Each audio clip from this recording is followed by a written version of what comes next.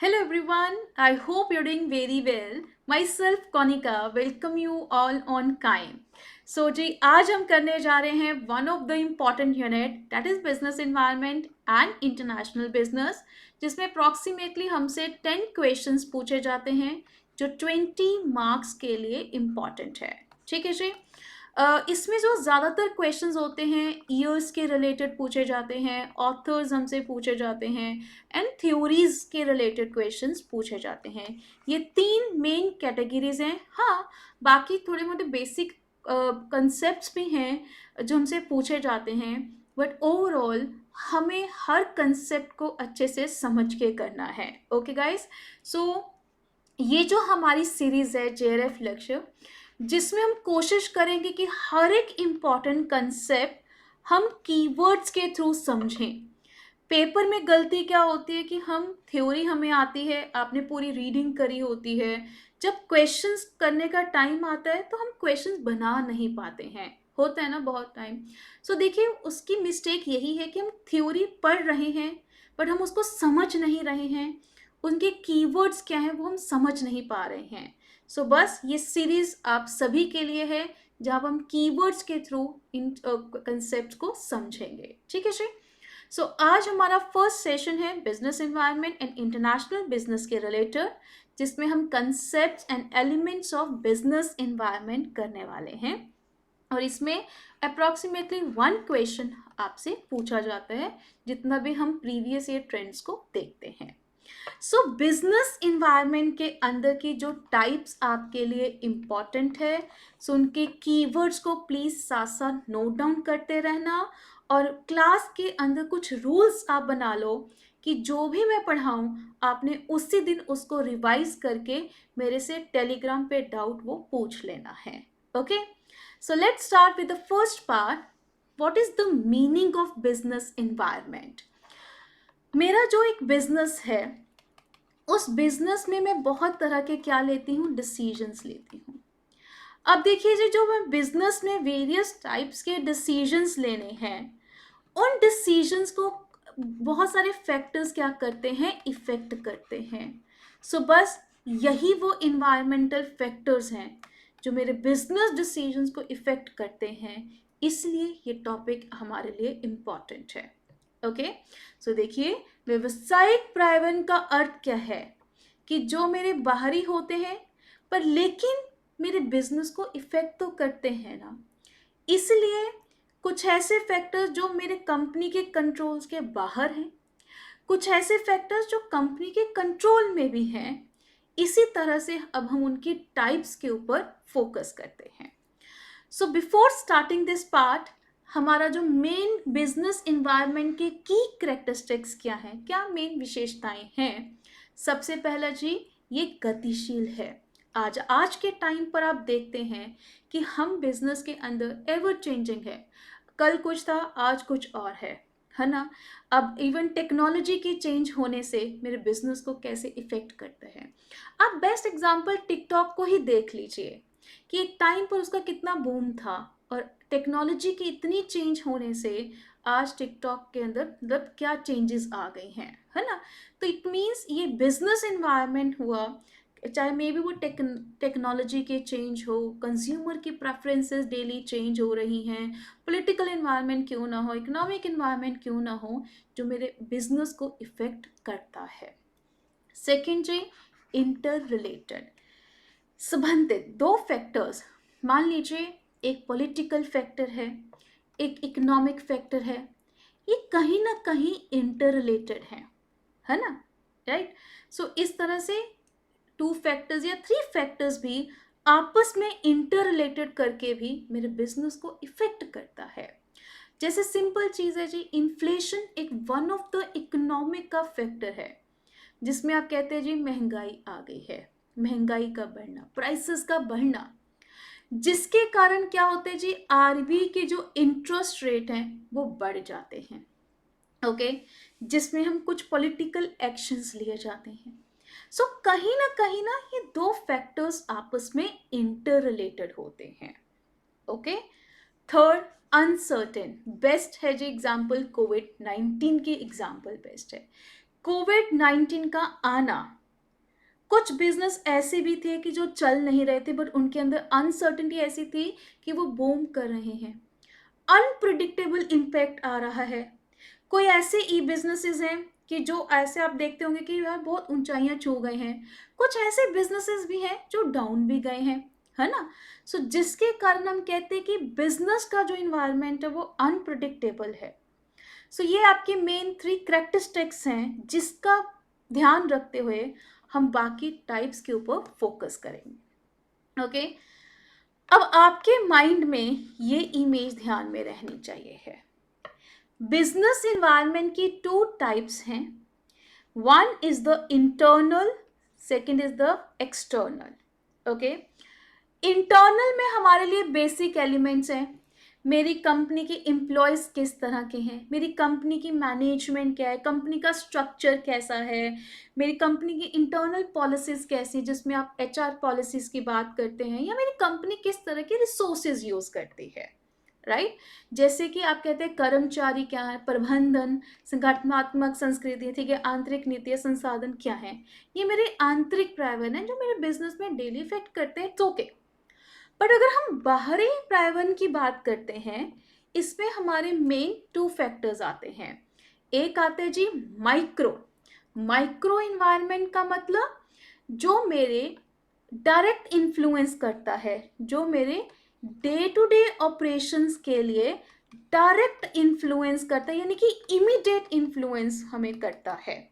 Okay, और macro जो immediate नहीं बट हाँ मेरे बिजनेस को इन्फ्लुएंस करता है। ओके, ठीक है जी। आपने टर्म पढ़ी होगी पिस्टल, PEST, ठीक है जी, LA। तो ये वही टर्म है जिसके ऊपर क्वेश्चंस पेपर में पूछे जाते हैं।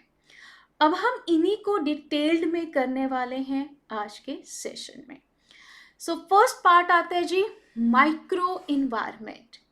माइक्रो इन्वायरमेंट का मतलब अभी अभी हमने पढ़ा ना, इमीडिएट इन्वायरमेंट, यानी कि तात्कालिक वातावरण जो डायरेक्ट मेरी कंपनी के डे टू डे ऑपरेशंस को इफेक्ट करता है। सबसे बेस्ट एग्जांपल जैसे कि कस्टमर्स हैं आपके, इमीडिएट मेरी कंपनी के डिसीजंस को इफेक्ट करेगा। Day to day preferences daily change हो रही हैं, ये हो गया ना, सिंपल चीज़ थी। ओके, सो अब हम इनके कुछ फैक्टर्स पढ़ते हैं, जैसे कि कस्टमर हो गया। मेरे बिजनेस की सक्सेस डिपेंड करती है मैं कितना आपको सेटिस्फाई कर पा रही हूँ, और उसके लिए जैसे हम फ्लिपकार्ट देखते हैं एंड अमेजोन की डिलीवरी आपने देखी है बहुत अच्छी है ना। अब फ्लिपकार्ट अपने आप को इम्प्रूव कर रहा है अमेजोन से compete करने के लिए, ताकि मैं कस्टमर को बेटर सर्विस दे पाऊँ, राइट। इसी तरह सप्लायर्स आ जाते हैं जी। मेरे बिजनेस में बहुत सारे रॉ मटेरियल चाहिए हैं, मुझे कितने टाइमली वो इन रॉ मटेरियल्स प्रोवाइड कर रहे हैं, किस रेट पे प्रोवाइड कर रहे हैं, कितना मैं उनके ऊपर भरोसा कर सकती हूँ, ये भी मेरे बिजनेस को इफेक्ट करता है।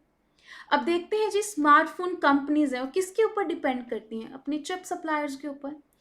कहीं ना कहीं हर कंपनी अपने सप्लायर्स के ऊपर ही डिपेंड करती है, जो आपके डे टू डे ऑपरेशंस को डायरेक्ट इफेक्ट करता है। इसी तरह जी कॉम्पिटिटर्स, प्रतिद्वंदी। आज के टाइम पर हम देखते हैं कि एक ही प्रोडक्ट के बहुत सारे सेलर्स हैं। Pepsi, Coca Cola is the best example. आपके कॉम्पिटिटर्स कितने हैं जो मेरे बिजनेस डिसीजंस को इफेक्ट करते हैं। इंटरमीडियरीज हैं जी, आपकी कितने बिचौलिए हैं, आपकी कितनी बड़ी चेन है, क्या आप डायरेक्ट सेल करते हैं, 1 इंटरमीडियरी है, 2 इंटरमीडियरी है, 3 इंटरमीडियरी है, आप किस तरह के मॉडल के थ्रू अपना प्रोडक्ट पहुंचाते हैं, ये भी हमारे बिजनेस डिसीजंस को इफेक्ट करता है। और लास्ट हमारा आता है जी पब्लिक, ठीक है जी, जिसमें हम बात करते हैं कि मीडिया। आज के टाइम पर आप देखते हैं कि कंपनी की इमेज पब्लिक है, 1 मिनट में कंपनी की इमेज नीचे भी गिर जाती है, और 1 मिनट में कंपनी की इमेज बहुत अच्छी भी बन जाती है। आज के टाइम पर आप किसी को भी ट्वीट करते हैं, अगर आपने पॉजिटिव ट्वीट कर दिया वो कंपनी की इमेज अच्छी बिल्ड हो जाती है लोगों के सामने। अगर आपने उस ट्वीट में किसी कंपनी के नेगेटिव कमेंट कर दिया तो वो नीचे गिर जाती है। सो कहते हैं जितना हमारा मीडिया है, सामाजिक समूह है, स्थानीय समुदाय हैं, जितने भी हैं, कहीं ना मेरी कंपनी की इमेज को इन्फ्लुएंस करती हैं।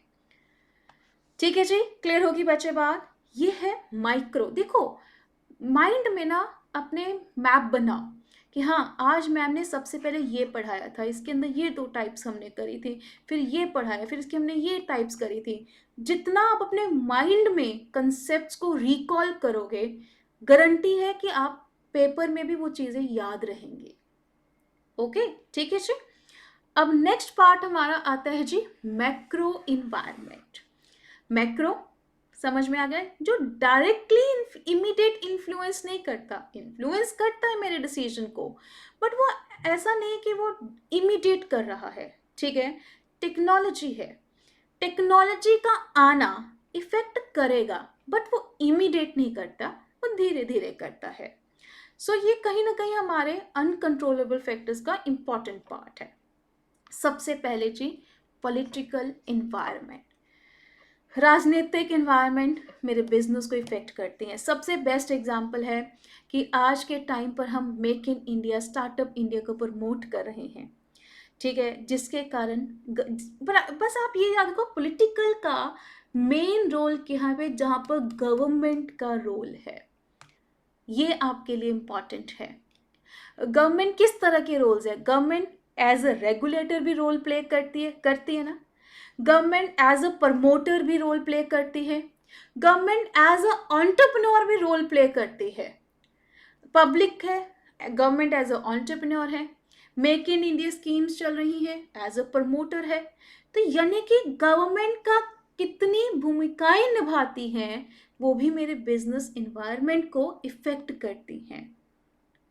जितने भी आपके फॉर्म के रिलेटेड आपके लॉज आते हैं, ओके, कहते हैं आज के टाइम पे जो पॉलिसी अनसर्टेनिटी है, जिसके कारण कुछ सेक्टर्स इतने वो क्या हो जाते हैं जी, संवेदनशील हो जाते हैं, कहीं ना कहीं में बिजनेस को इफेक्ट करते हैं।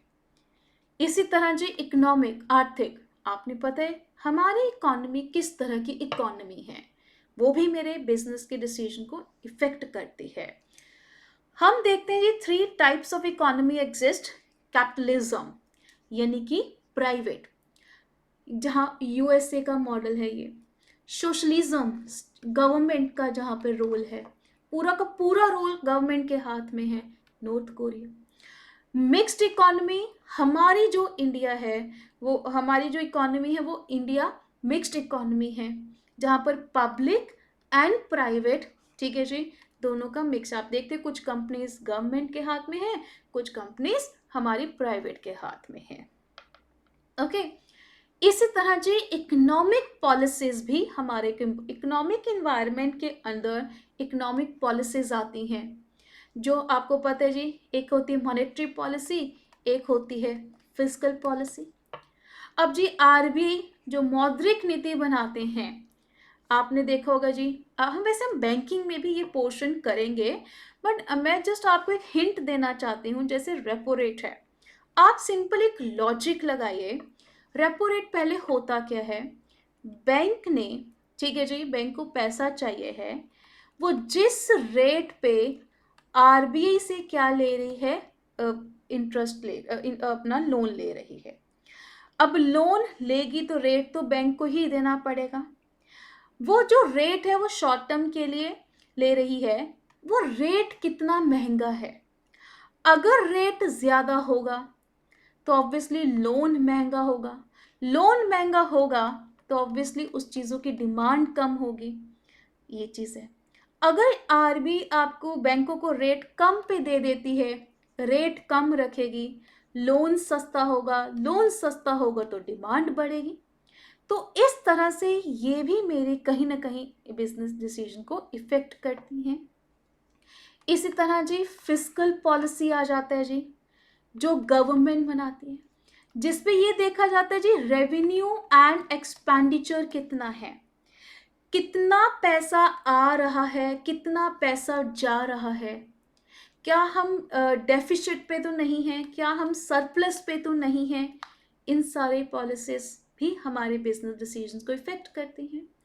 इसीलिए यहाँ पर एक एफआरबीएम एक्ट है, fiscal responsibility and budget management act है, जो बेसिकली हमारे बिजनेस एनवायरनमेंट को इफेक्ट करता है।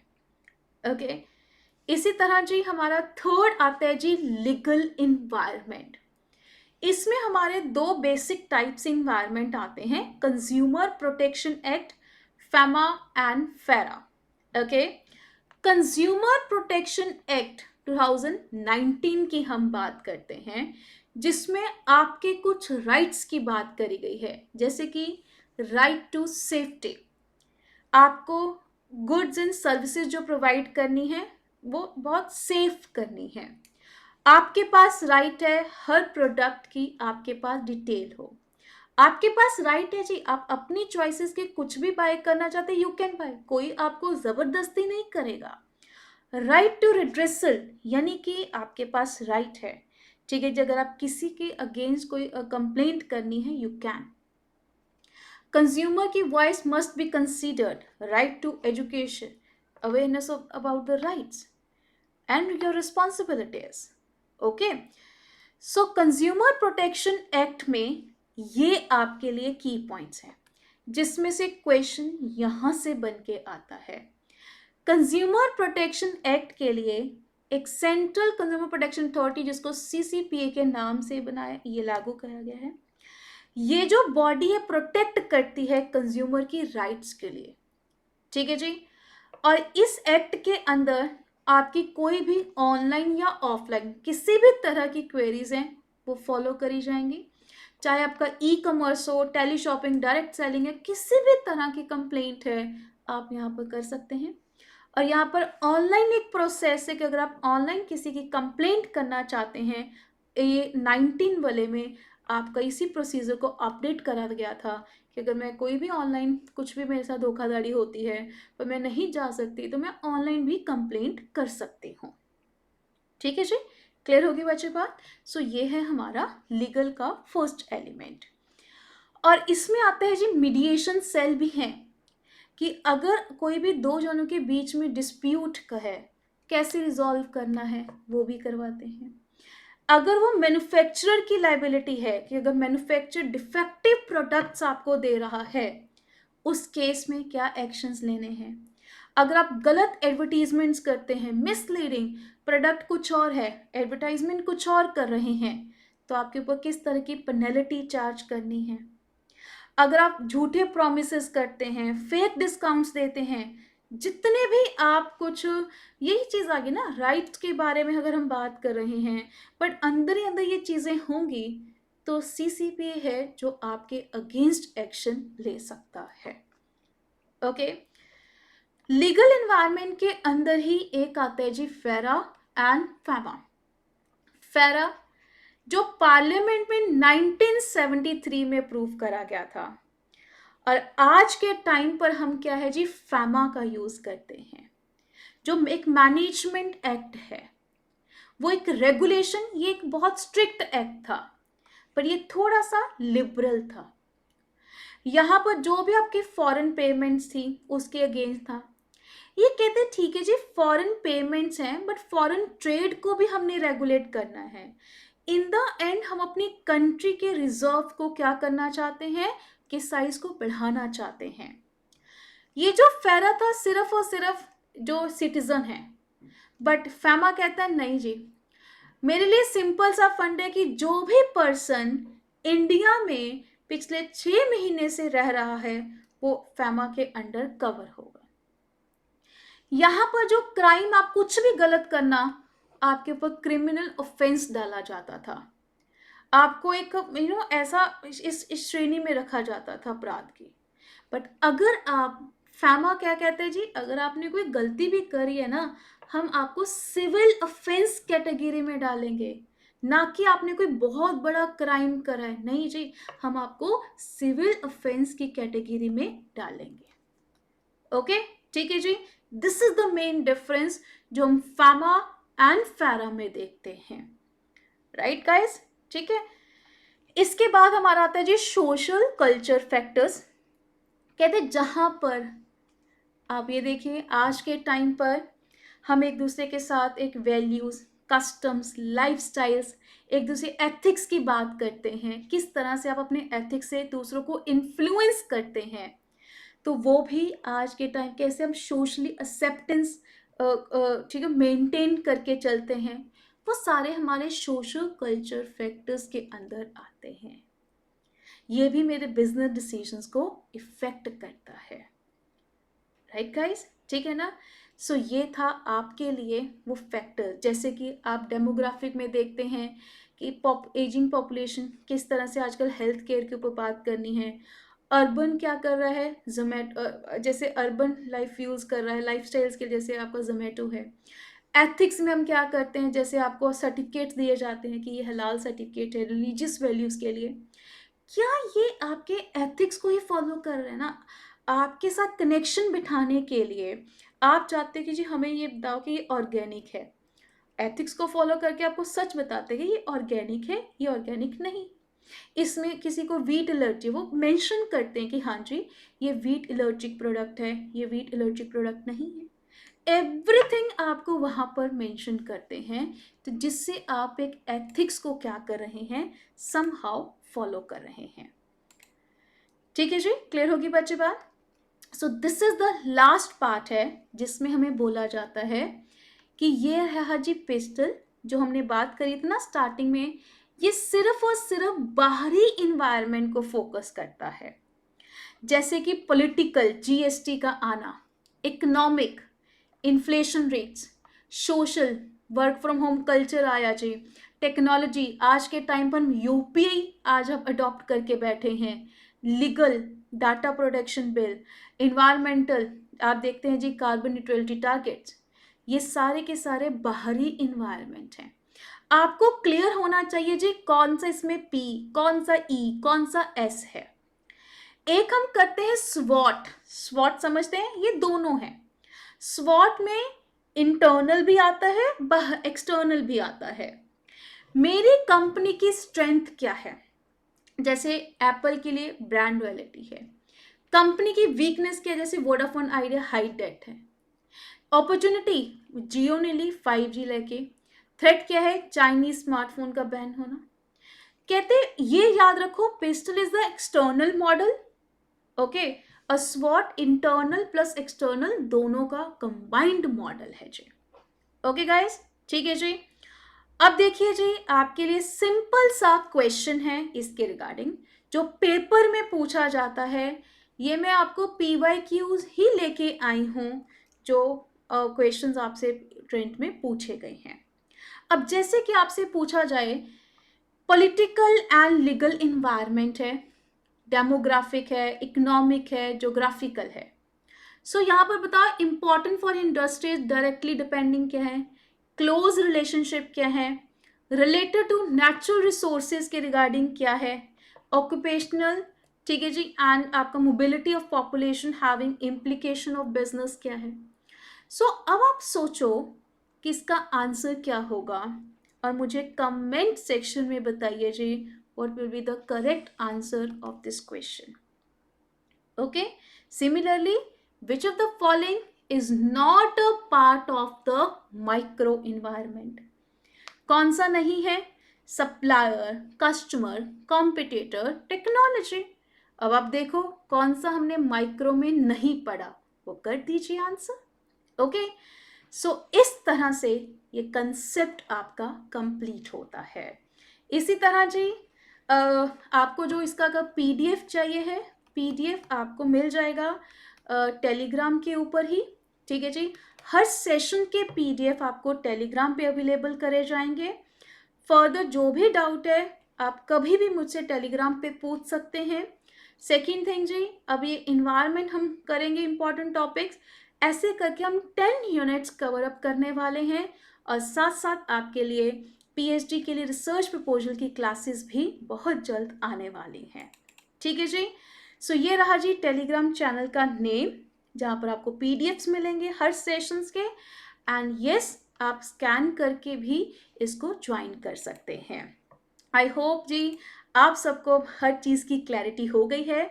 Now don't forget to subscribe this channel, ताकि जितने भी सेशंस मैं आपके लिए इंपॉर्टेंट क्रक्स में लेके आऊँ वो आप उनको ज़रूर आप तक पहुँचे, एंड डेफिनेटली अपने फ्रेंड्स के साथ भी शेयर करिएगा। So be positive, think positive, and do positive. All the very best, guys.